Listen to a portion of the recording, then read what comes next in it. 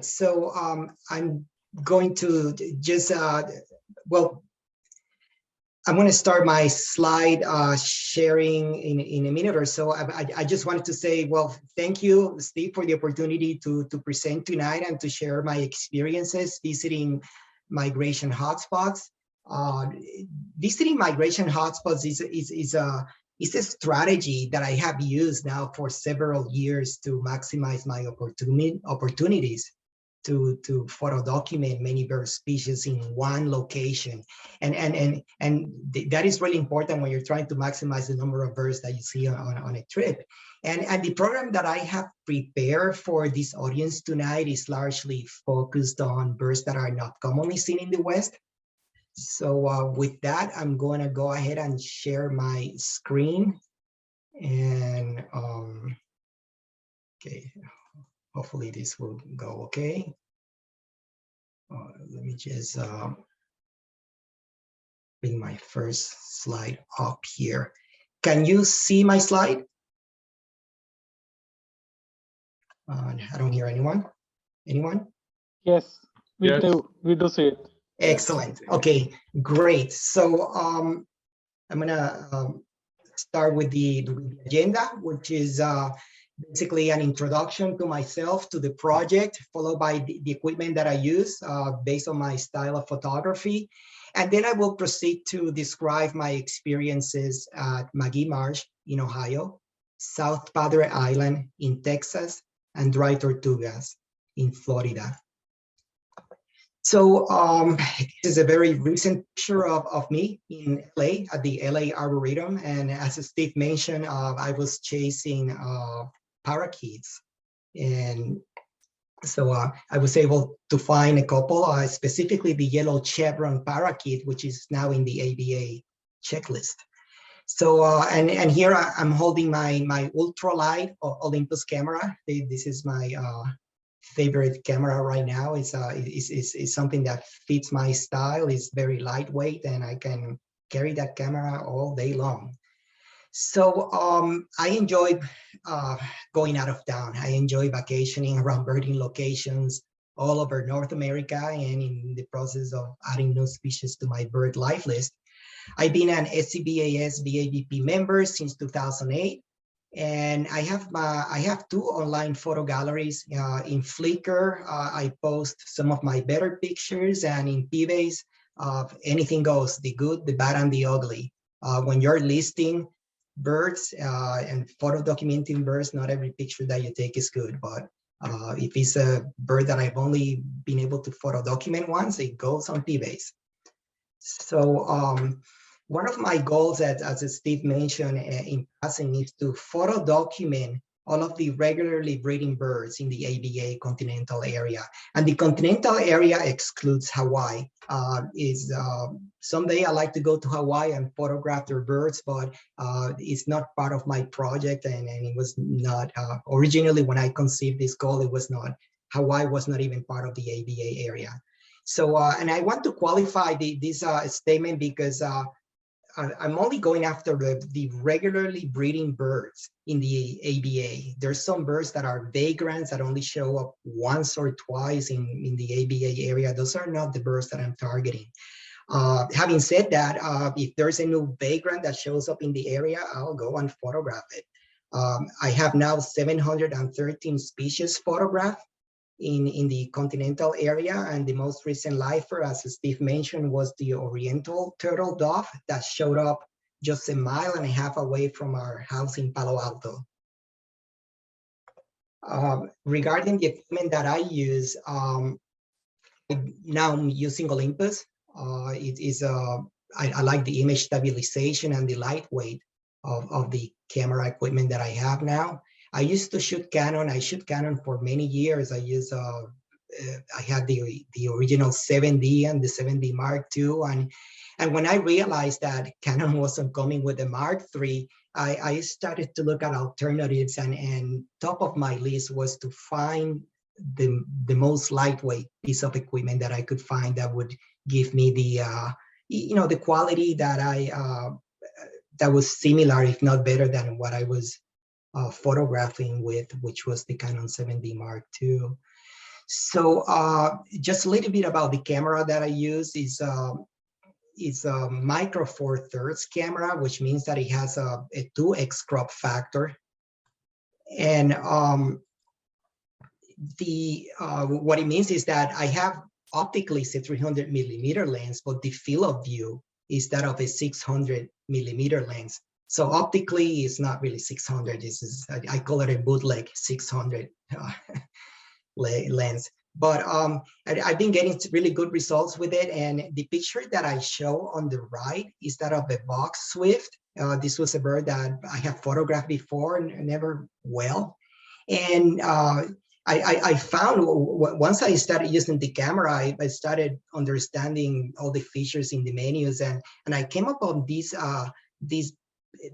feature, this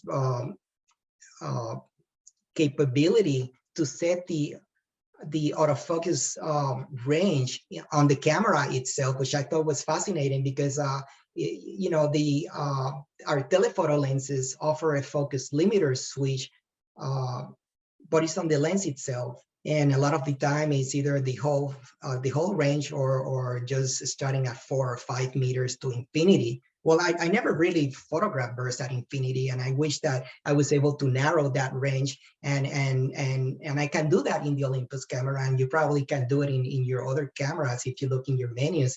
So basically, I preset this particular situation from 3 meters to 60 meters. And the autofocusing was really fast because now when you go from 3 to 60, as opposed to 3 to infinity, it makes a world of difference. So I was able to get several pictures of the swift in focus. And really the only challenge was that this bird flies so fast and so erratically that a lot of the pictures were of headless birds or clipped wings. So, but I was able to get a couple where I had the whole bird in the frame. So, and I think that was thanks to the autofocus limiter on camera. So just I wanted to share that bit of technical news. These cameras are like little computers now, and there's so many capabilities that I'm just now only beginning to understand.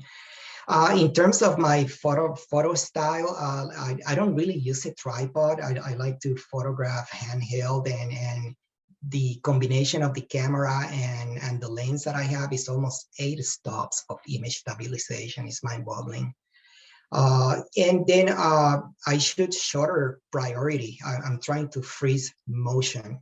So that's my main priority. And then I set the ISO to anywhere between 400 to 1600 most of the time. That's sort of the range of auto ISO that I set for the camera. Aperture is not really important to me. When it comes to again, photographing, I wanted to have something lightweight and with image stabilization, and I think I have it in this camera. I think we're going to see some advances in cameras in the years to come due to computational photography, and it's going to be really, really interesting to see what is going to happen in the years to come.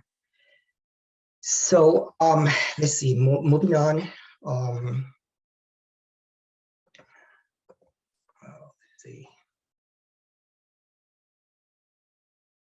Let's start with Ohio. So I was in Ohio last year for 2 weeks, and this was, mind you, this was 2021, the pandemic still going on. So, but I decided that I was already vaccinated, so I was going to take my chances. So I spent 1 week in Toledo, in the Toledo area, and another week south of Columbus at the Zaleski State Forest. And Magee Marsh needs very little introduction. It is one of the best known places in North America when it comes to observing migration. And part of it, or most of it, is because of its location. Our passerine songbirds are migrating north, and when they encounter the Great Lakes, in this particular case, Lake Erie, they kind of stop and refuel, if you will. And it is in that process that we get to see large accumulations of passerines in these areas like Magee Marsh. And Magee Marsh is only one of several parks in the area. And the birding is really good in the 4 places that I visited during my week in this northwestern part of Ohio. So this area also hosts one of the largest birding festivals in the United States. It's called the biggest week in American birding, and also during this time they like to call themselves the warbler capital of the world, just by the sheer amounts of birds that they get and the diversity that they get. So there are many resources for visitors to the area, and I kind of stumbled upon this page where you can pretty much time your visit to Magee Marsh with the bird that you want to see. And there's a banding station nearby, and they have data from over 30 years of banding at that location. And you get these profiles where, for example, if you want to see Connecticut warbler, you like to be there towards the end of May. But if you want to see a blue-winged warbler, your optimal time is probably in the beginning of May. So that's the kind of data that is very valuable to people that like to go, and if they are focused on maybe 1 or 2 species, they can tailor their visit. They can time their visit to according to when the warbler is coming through. So this was one of my favorite pictures from the trip. Not only was it a lifer for me, but this is a Kirtland's warbler, by the way. And this is one of the most sought after species during migration. And every year, in that area of Ohio, they see 1 to 3 individuals. And I was lucky enough to be able to see one and photograph one.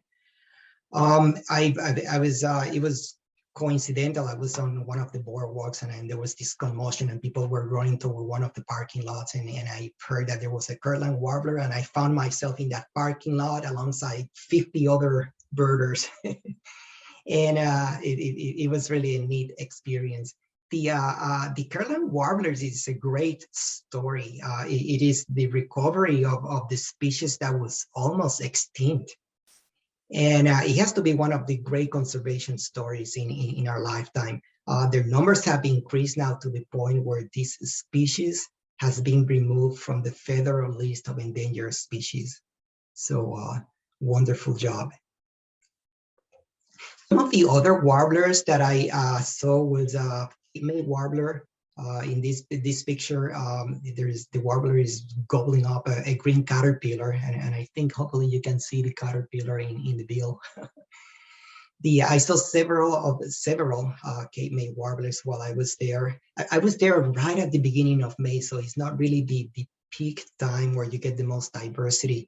And but I still was able to see about half a dozen warblers at this location. Here's a black-throated green foraging for caterpillar. These birds are very active, foraging for food, fueling up for their trip across Lake Erie. And here's a few moments later, it says the same bird with a small green caterpillar in its bill. Yellow warblers. Yellow warblers are some of the most abundant birds in Magee Marsh, and the reason is that they breed there. So everywhere you look, there's a yellow warbler singing, and it offers opportunities to photograph them well. One of the things that I like to share with you is that there's a trade-off. I went there in early May, and in early May, the vegetation in Magee Marsh and in the state of Ohio overall is not that dense yet. There's, the leaves are still relatively small, and the light's still getting through the trees.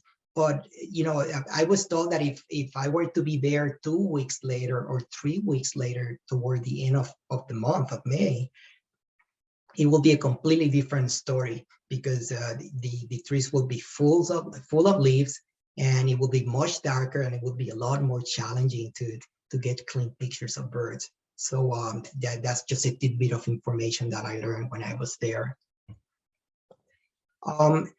This is American woodcock. They breed in the area, and they start arriving in late winter I found this individual in a very dark area and had to wait about 20 minutes or so until it became visible enough for me to take pictures. And this was a lifer for me. And I took it under dark conditions. I had to do some post-processing and noise reduction, but I think it came out okay after all of that. One thing that I want to share with you too is that when, there's pros and cons with every type of equipment that you use. And these micro four third sensors are very small, so they are more susceptible to noise. So I have to be very careful as to what ISO I use on the camera. And this was ISO maybe 2000 or so, and I was just beginning to see quite a bit of noise in the sensor, in the picture itself. So in addition to some birds, there is other birds that are migrating. I was able to see pectorals, spotted sandpipers, and a few solitary sandpipers, such as this one. We get solitary sandpipers here, but they are, maybe one a season. In there, in one day, I was able to see about 5 individuals. So they certainly are more abundant in the East Coast. Some courtship behavior in blue jays. These are birds that breed in the area, and I enjoy watching the female quivering her wings while being fed by the male. And this happened about 3 times, and I was kind of limited in the angles because you're in a boardwalk and you cannot really move around too much, but I still was able to get a couple of good pictures showing the behavior of these blue jays. So I like to transition to Zaleski, and I like to give you some background information about why I was in Central Ohio, well, South Central Ohio at Zaleski. So I spent 5 days at Zaleski as part of a workshop with Matthew Studebaker. Matthew knows the area very well, and he's a master at finding birds by their songs and calls.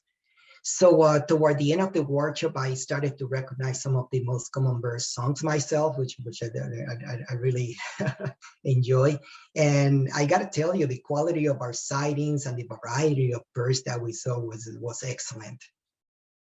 So I like to start by showing you a hooded warbler on an eastern redbud tree.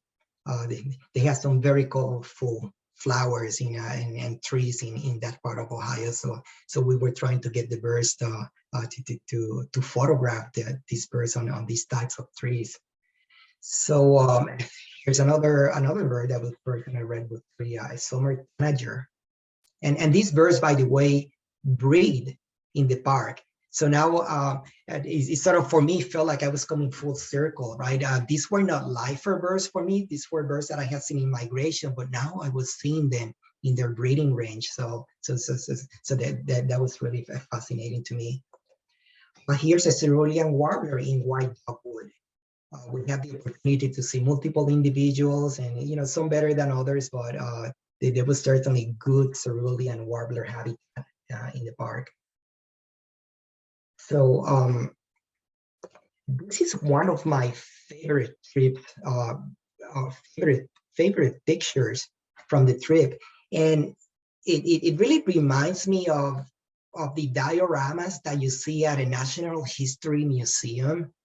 And you see, Kentucky warblers spend a lot of time on the ground. They feed, they nest on the ground, they are in dense undergrowth.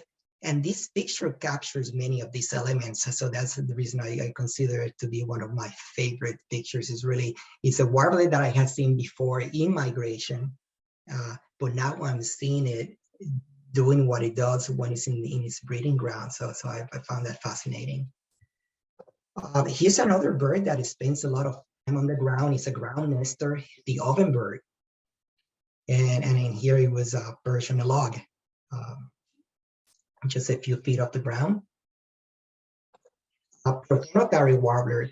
Prothonotary warblers are very interesting warblers. They like to breed in swamp areas with water. This was in a riparian habitat, and it is the only eastern warbler that nests in cavities. We have in Arizona, in the West Coast, we have Lucy's warbler, which is another warbler that nests in cavities. But protonotary warbler nest in cavities in the East Coast, and I never seen one near a cavity, but that would be my next goal, to be able to see one going in and out of a cavity. Blue-winged warblers. This is another ground nester. And this is a very interesting bird because it's very closely related to a golden-winged warblers. They hybridize, they produce these hybrids that are called Lawrence's warbler, Brewster warblers. And some studies that I was reading recently suggest that that the golden-winged warbler and the blue-winged warbler may be members of the same species. They are so genetically identical. It's over 99.9% identical. Let's see. The next warbler is the Louisiana water thrush, and we encountered several individuals in the park. This is a singing prairie warbler. Worm-eating warbler. This was a difficult one for me to capture. I would most of the time when I was seeing one, there was a lot of vegetation either in front or behind the bird. So this was the cleanest look that I was able to get of a worm-eating warbler. Again, this is another warbler that I have seen in migration, but now I was seeing it in its breeding ground. And here's a yellow-throated warbler in redbud, in a redbud branch. It's a very colorful warbler. Here's a northern parula singing. And the one field mark that I like you to notice in this bird is the broken white eye ring. And I'm going to bring this up again later in the presentation, but notice how this bird has not only yellow in the throat, in its back, but also that broken white eye ring is one of the diagnostic marks that we use to separate this parula from a different type of parula that is found in the ABA area. This is a scarlet tanager and a yellow-throated vireo.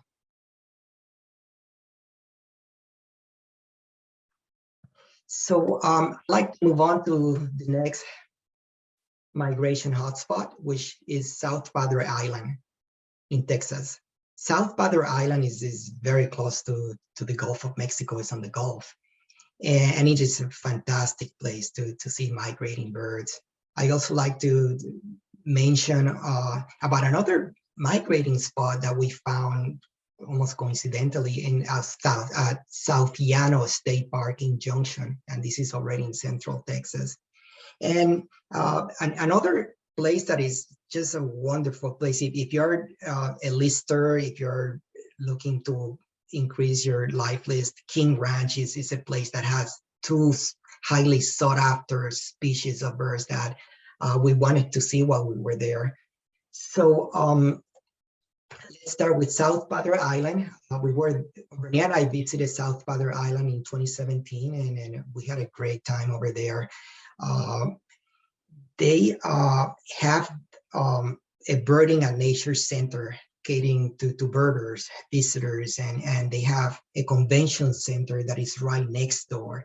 And they have trails that connect the two. They have feeding stations. They have water features that enables us to get very close to the birds, sometimes too close. At that time, I was shooting with my Canon telephoto lens. The minimum focusing distance is, I think it was about 14, 15 feet.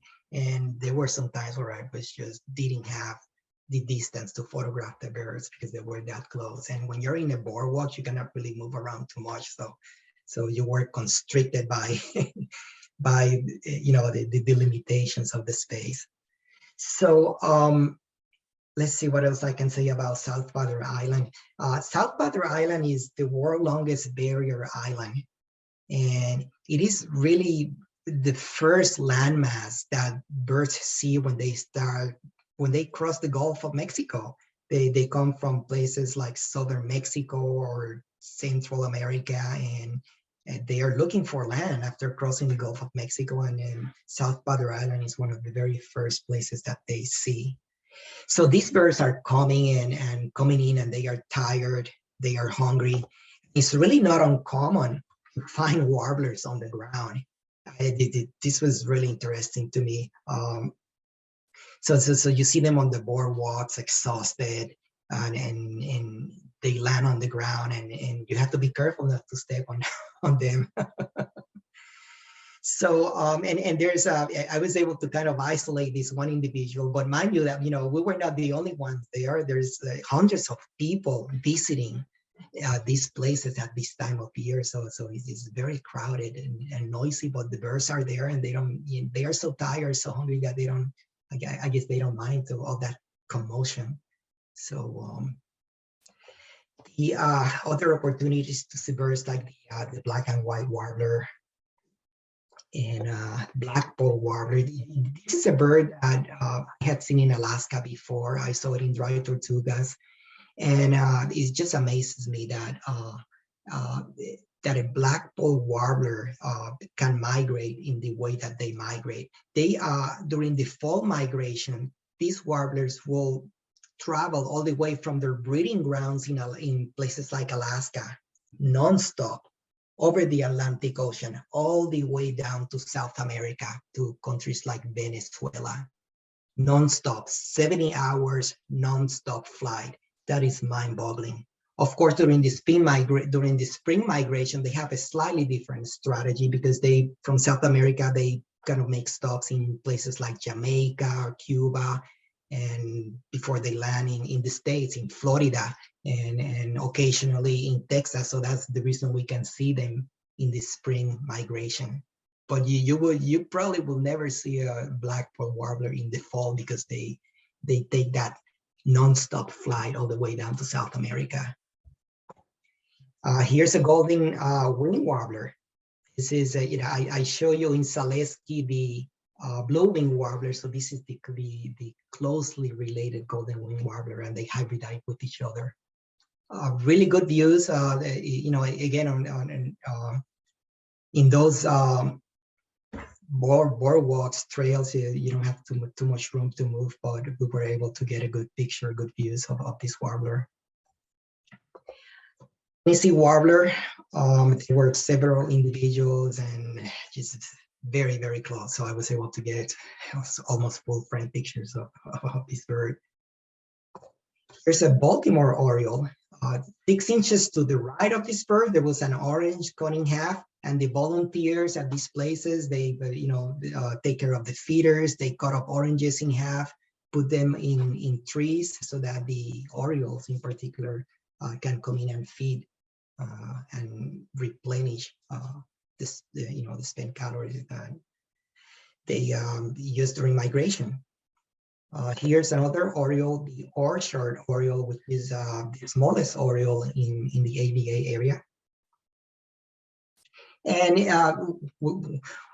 one of the nice things about this place, in addition to the feeders, was the water features that they had. And this is right behind the convention center. There's a little area where they have running water, and birds will come in and take a bath. And this is a magnolia warbler coming in for a bath at the water feature. And every so often you come back 10 minutes later and there's a different bird, and so there's a rotation of birds that come in and take a bath at this place. This is a bunting that came in for water.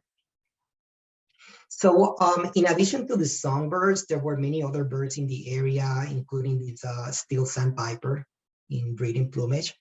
This is a bird that we don't really get in the West Coast. So it was, a lifer for us. So what I like to do now is to show you some other areas outside of South Padre Island that are really good for birding. If you're already down there for migration, just take a day or two and check out the other areas in the lower Rio Grande Valley, which is one of the premier birding locations in the United States. So I want to share with you this picture of the aplomado falcon. You see, aplomado falcons were extirpated from the ABA area back in the 1930s. And this was due to farming, overgrazing. So they were gone. And back in the 1970s, there was a movement, a conservation movement to bring them back. So they started a captive breeding program, a reintroduction program, and now we have a good number of Aplomado falcons breeding in the wild in South Texas. So it is a great conservation story. So there's a road outside of Brownsville that is unpaved, and it's called Old Port Isabel Road. And if you go to Eber, you see all of these dots showing where the Aplomado falcons have been seen. And it's frequently seen off the road. And we were fortunate that this bird was perched on a utility pole, and it took off, and I was able to capture the bird in flight. So that's I was able to get a really good picture of it. So I like to also talk about the King Ranch, because the King Ranch is the largest private ranch in the United States. And it's so large that it's larger than the state of Rhode Island. And it offers different kinds of tours, and they generate money in a variety of ways: cattle, ranching, horses, but they also give tours. And they have this birding tour that we took advantage of in one of the subdivisions of the ranch. Is the Norias birding subdivision of the King Ranch. And it turns out that this is the most reliable place in the ABA area to see ferruginous pygmy owls. And we saw several owls. This was the one that was closest and easiest to photograph. And we learned from the ranch tour guide that there are over 300 breeding pairs of ferruginous pygmy owls at this ranch. This is just mind-boggling. This is, I like to go back to the picture of the northern parula that I show you from Zaleski, because that bird had the broken white eye ring, and that is a northern parula. But when you find a bird that looks like a parula, like this one, that doesn't have the broken eye ring, this is a great field mark for a tropical parula, which is one of the is the other bird specialty that breeds at the King Ranch. And the ranch, according to their bird census, they have about 30 breeding pairs of tropical parulas during the breeding season. So okay, so I'm going to move now over to South Llano River State Park. So this is in the Edward Plateau. This is the area of Texas. Texas is very flat, but you get to one area of Texas where you start getting hills, and it's called the hill country. And it's the Edwards Plateau. I guess that's the geological term that they use for that part of Texas. And we were there looking for golden cheek warblers, black-cap vireos, which I'm not going to show in this presentation, but we were there in April, and it was a great opportunity for us to investigate this park, which we were told had really good bird blinds. So this is a state park, and we had a really good time. I wish we could have spent more time at this park, visiting the different blinds that they had. The rangers coming in the morning, they put on feed, the water fishers are running. So it is really a wonderful place to watch birds migrating through central Texas. And mind you, this is without the crowds that you would see or encounter at the coastal migration hotspots like South Padre Island. So we had the whole place to ourselves. At least it felt like it. So here's an indigo bunting taking a bath at one of the water fishers. Here's the yellow-breasted cat. It's coming out of the water. Sparrow. This is a sparrow that we don't get in the West Coast. So it was nice to see whale at the park, and with some multiple individuals.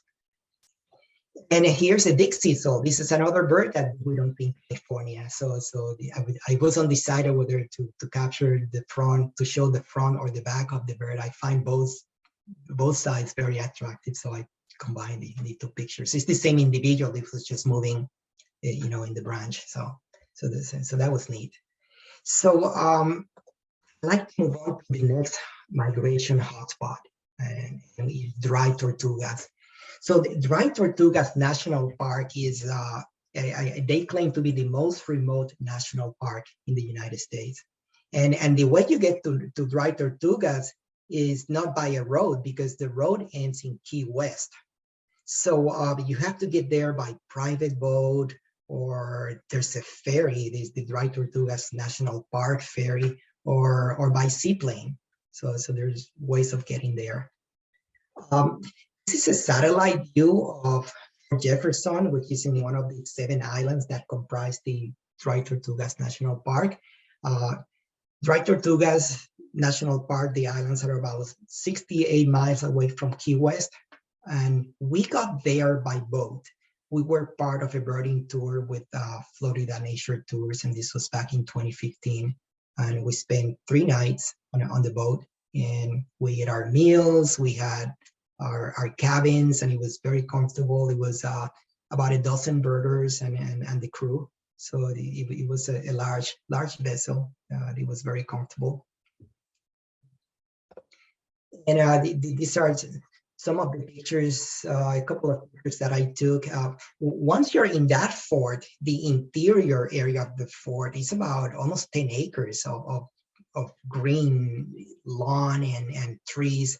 And this is one of those places where, as the birds are migrating from the Caribbean islands into Florida, and they see this landmass, they stop.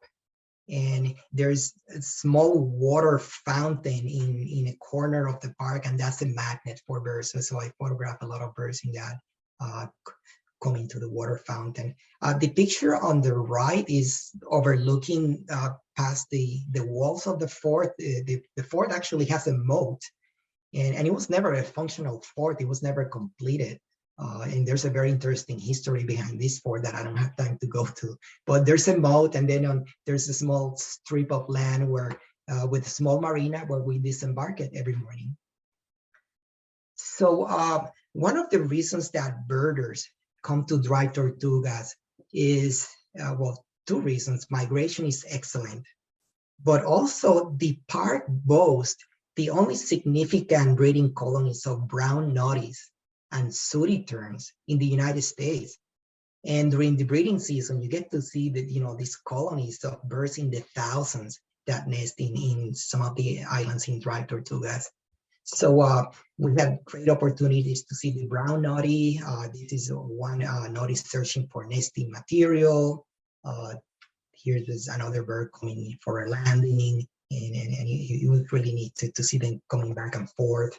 I had the chance to see a black noddy, which was a lifer for me as well. So black noddies don't nest in Dry Tortugas, but you get to see 1 or 2 individuals that I was told, so we were fortunate enough to see one. This is the other prize bird, the sooty tern. Yeah, we couldn't get as close to the terns as we did with the noddies, but we still got really good views. And here, one of the birds in flight is banded. So we also saw magnificent frigate birds, masked boobies, which breed in Dry Tortugas, but in smaller numbers. And I'm not going to show you those pictures here. So for me, the icing on the cake was to see the migrants. And this is one such migrant. This is a chalk-wheeled widow. It is our largest nightjar in the ABA area. And I had never seen one. And I was not expecting to see one, but one morning we disembarked and somebody found it behind the campground. So we all took pictures of it, and we all took the same picture because the bird was at an angle where there were branches on both sides flanking the bird, so you could only see the bird through one small window made of branches. So everybody has the same picture, and I'm very happy with it. Antillian nighthawk. They migrate through Dry Tortugas, and they breed in small numbers in the Keys, in the Florida Keys. So that was wonderful to see another rare bird. Then some of the more common migrants were warblers, and I'm not going to show you the warblers again because they're the same warblers that I photographed in other places, and you have seen better pictures of them. But here's some thrushes, a beery thrush coming to the water. And here's a wood thrush. This is a bird that I've had difficulty photographing. In their breeding ground, they are very shy. So to have seen one in the lawn, it was a treat. So that was certainly, like I said, icing on the cake. Some other birds that were seen well, this is an eastern wood peewee. Again, they migrate from the Caribbean up to Florida. This is a great bird. It's a bird that has a very limited range in the ABI area. I think it's limited to the coastal areas of Florida, and that's about it. So, and here's the Kentucky warbler. Now I show you that diorama-like picture of the Kentucky warbler. This is the last bird picture of my presentation. Seeing this warbler both during migration and it is breeding ground were very different experiences. And I consider both experiences very enjoyable. So with that, I like to finish my presentation. And really, as I mentioned at the beginning, this is part of a large project that I started over 10 years ago, and now I'm almost completing it, right? When I started this project, I had my top 10 most wanted birds. And those were the birds that I tackled first. And some of them are shown here. The other bird that you already saw before was the Colima warbler. I think that was about a 12-mile hike just to see that Colima warbler. They're extremely difficult carrying photographic equipment. But then these birds are equally challenging for their own reasons. So the list that now is 653 regular breeding birds photographed. I need 21 more to complete the project based on my original list. The number of regular breeding birds in the ABA area is kind of a moving target. And the reason being is that we have an occasional lump or split of species, and the American Ornithological Union determines what is a species or not based on scientific data. And so the number fluctuates year over year. But having said that, I have a list, and I think I'm almost completing it. Just maybe another 3 or 4 years, I'll be able to say that I have photographed all of the regular breeding birds in the ABA area. So this is my last slide of the presentation. So this is all I have for tonight. Thank you for listening, and I think